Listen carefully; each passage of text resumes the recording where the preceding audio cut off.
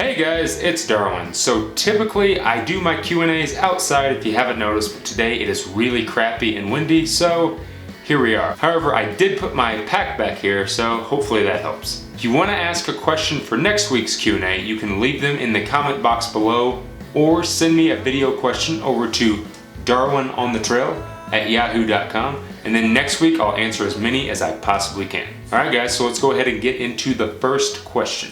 I was wondering what camera tripod you use on the trail.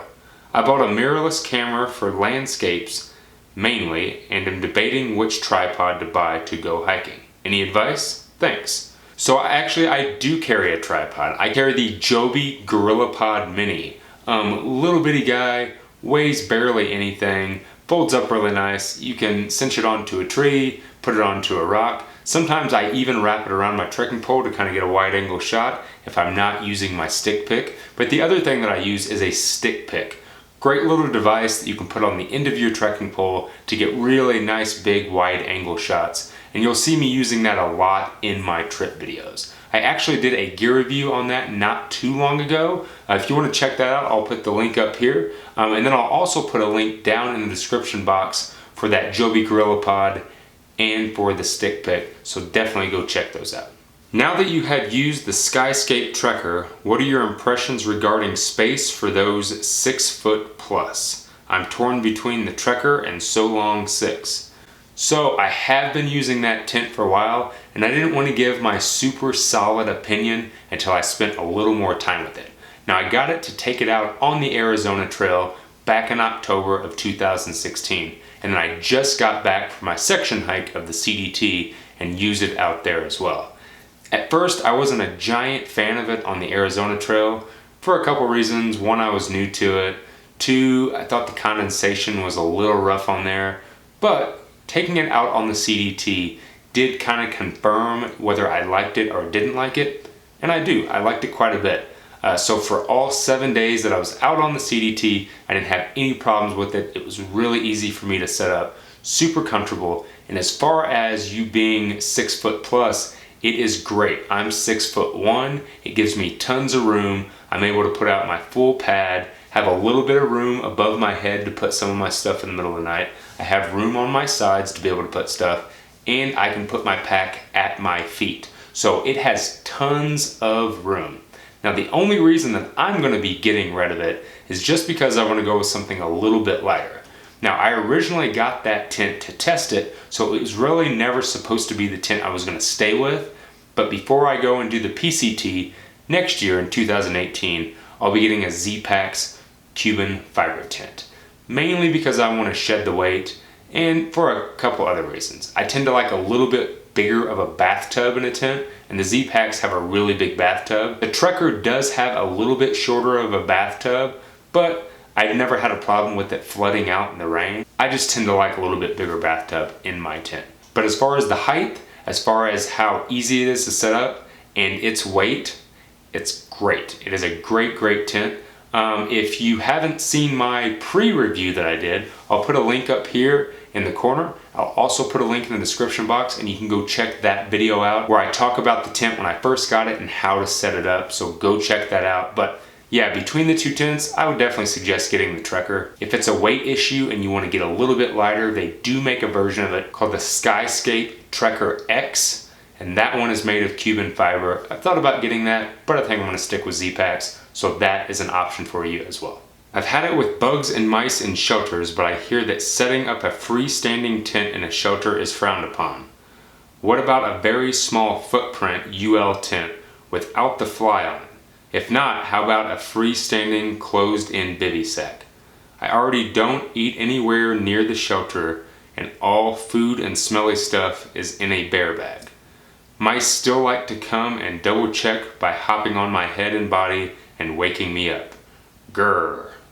So I think regardless, unless it is just a sleeping pad and a sleeping bag, do not set something up in a shelter. It is very, very frowned upon. Both in 2015 and 2016, I was in a couple situations where somebody did that and people just don't like it. The reason for the shelter is so you do not have to set up a tent or a bivy sack. It's for if the weather is insanely bad and you don't set your tent up, you have a roof above your head. So if you have a tent, just tent next to the shelter. There's no reason to set it up inside of the shelter. If you want to sleep in a shelter, just sleep in a shelter. Now, part of sleeping in a shelter is the mice and the bugs, and it's just something that you have to deal with. But if you have a tent, if you have a bivy sack, just set it up outside of the shelter. Number one, you're going to make a lot of other people happy. And number two, it's just trail etiquette. So follow that trail etiquette, set your stuff up in the designated areas, and leave the shelters for people that don't want to pitch a tent. Fellow Hoosier here, I'm planning on hiking the AT next year, and I was wondering if you knew of any worthwhile hikes in Indiana. There's a handful in Indiana. One of the main reasons that we moved out of Indiana is because we really liked being in the mountains and being on longer trails, and there's not really anything in Indiana. There is Hoosier National Forest in southern Indiana.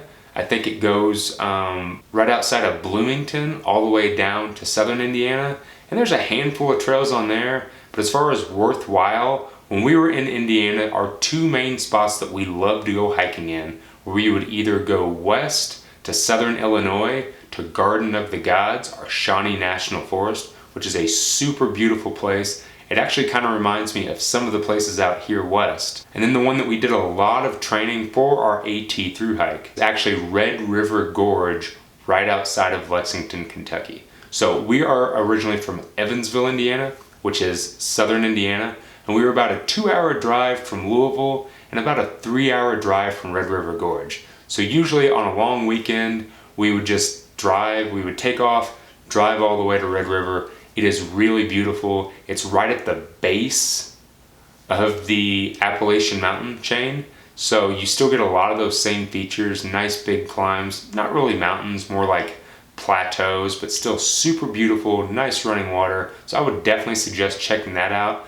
But as far as places that are actually in Indiana, I never really found anything that was super stimulating to me. However, anywhere that you have to get out and hike, just get out and hike, get in the woods, find a trail, get your training done. And man, good luck on your AT Thru-Hike planning.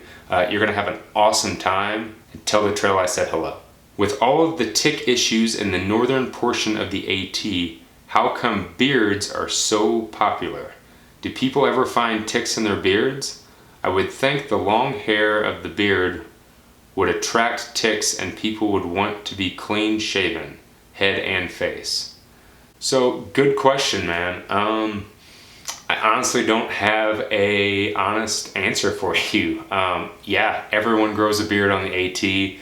I had a beard before I got on the AT, and obviously I've continued to have a beard after the AT.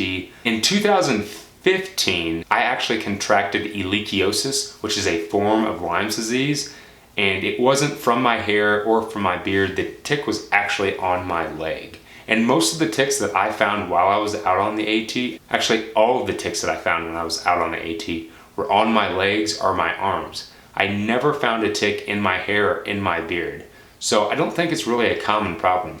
Usually when you pick up a tick on the AT, it's because you're going through some sort of brush or tall grass or something, and that's why they're typically on your legs. However, I did check my hair and my beard a lot at night when I was at camp, but I never found one in my beard. So that's a really good question, and I'd actually like to see some other people's answers on that. If anybody out there has ever had a tick in their beard, leave that in the comment box below. I'd really like to know about that because I find that super interesting, and I've never really thought about it actually. I know your general advice is hike to train for a hike, but what would you advise people who aren't able to hike in the conditions you'll encounter on the trail? I'm from the Netherlands, and it being a flat country, I don't know how to train for the mountains. Snuggles and I are originally from Indiana, which is flat as a pancake. There's nothing but cornfields and big flat areas in Indiana. There was a couple different things that we did to train for hiking up mountains. Number one, in our hometown, we actually went to a high school football field that was built inside of what's called a bowl that had really steep hills, and a lot of times we would just hike up and down those. Other times we would just find really tall hills in town, say a road or just a grass hill, and hike up as much stuff as we possibly can. Another thing that we did every once in a while was put on a full pack and just go up and down staircases in parking garages. Pretty much any type of steep elevation that you can train on, just train on. If you don't have any big staircases or anything, take your pack, go to the gym, and get on a stair climber. I've never personally done that, but I know a lot of people that have done that, both on a stair climber and on a treadmill. Getting on a treadmill with your full pack and setting it all the way to the biggest incline and just walking, and walking for as long as you possibly can. So there's tons of great ways to train for elevation and climbing and steep grade. Just kind of use your imagination. Even if you're not just hiking up and down mountains, still put a pack on and get out there and hike. Get your body used to having that pack on, because that is the most important thing that you can do. If any of you guys haven't checked out that video that I did, I'll put a link up here in the corner, and that's on how to train for a long distance hike, and a little bit of advice on how I think the best way you can go about training for a thru-hike is. What's your opinion on solar chargers, and how do you feel about filming on a hike? Does it ruin it if you do it too much? Do you take breaks and hike tech-free every once in a while? So I've actually done a video on both of those topics, and I'll put the links up here in the corner. But as far as solar chargers, I'm not a big fan of them. Even out on the CDT when I was in the desert, I usually just carry a small battery charger and I charge it in town from town to town. Most of the times on a lot of trails, like the Appalachian Trail, you're constantly covered by what they call the green tunnel, so a lot of foliage. So having a solar charger is kind of a silly thing, and you're never going to get proper sunlight to get a full charge. So I'm not a big fan of them. I know there's some people that use them out on the PCT in that first 700-mile stretch from the beginning to Kennedy Meadows, but it's just not something I'm into. They're kind of big, they're kind of bulky. I rather just carry a big battery pack that has a nice charge on it and charge it every time I come into a town, and that usually does me good. As far as filming my hike, I love to film my hike. Number one, I love to film my hike so I can go back and relive those moments. But number two, I love to film my hike so I can share it with you guys. Actually, this Thursday, I'll be posting a new video from my section hike of the CDT, so keep an eye out for that. And again, I did make a video on should I document my thru-hike. I'll put that up here in the corner, and you can check that out on some of my advice on the pros and the cons of filming your hike. But I love to film my hike. I do take breaks every once in a while, for a tech-free break to enjoy the hike, but I also love filming.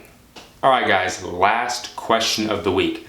I feel like I've been getting this question a lot in the comment sections on my videos. I respond to it a lot.